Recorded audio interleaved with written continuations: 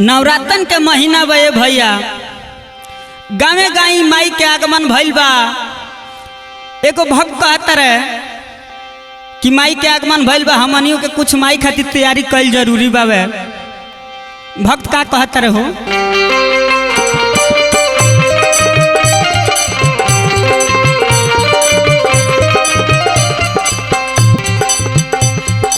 उतारी गगनवा से अवतारी मैया आरती सजावो हो।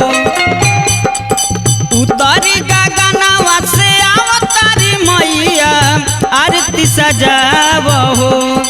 हरि हरन मिया पयासन लगई हैं माई खातिर झुलुआ लगावो हो। हरि हरन मिया पयासन लगई हैं माई खातिर झुलुआ लगावो हो।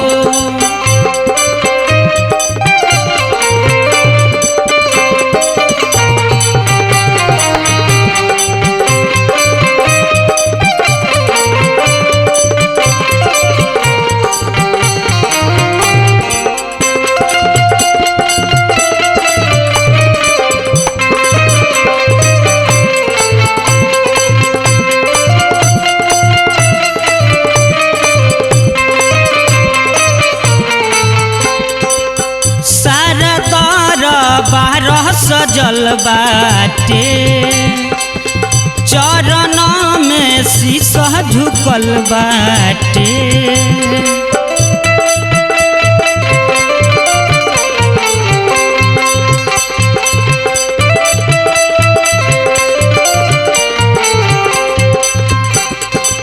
सारा बारह सजल बाटे चरण में शीशा झुकल बाटे।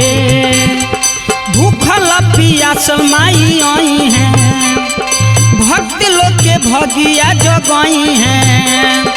भूखल पियासल माई आई हैं भक्त लोग के भगिया जगई हैं। छाक लवंगिया बोलाई के मलिनिया पनिया पियावो हो। छाक लवंगिया बोलाई के मलिनिया पनिया पियावो हो। हरि हरनी मिया पयासन लगई हैं माई खातिर झुलुआ लगावो हो। हरि हरनी मिया पयासन लगई हैं माई खातिर झुलुआ लगावो हो।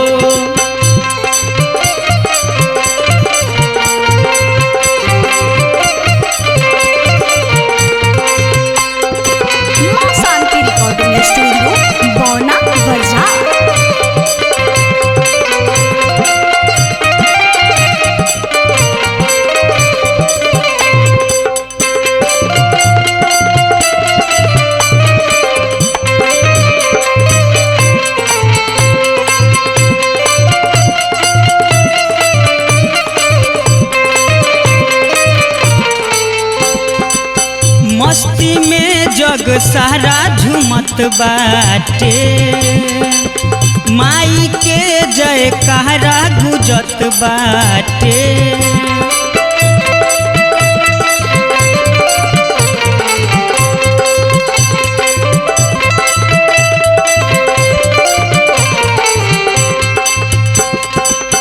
मस्ती में जग सारा झूमत बाटे माई के जयकारा गुजत बाटे। राइटर सूरत संगे आई के यादो बलिंदर के बोलाई के। राइटर सूरत संगे आई के यादो बलिंदर के बोलाई के। अपना अंगनावा लगाई के धयानावा दिया नजरावो हो।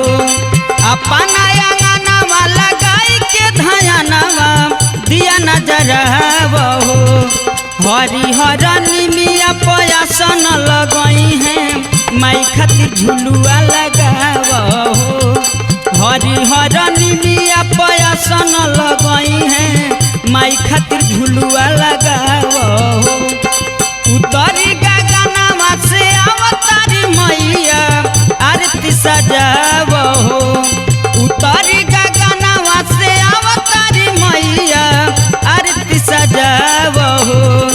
हरिहर निमिया पयासन लगई हैं माई खातिर झुलुआ लगाओ हरिहर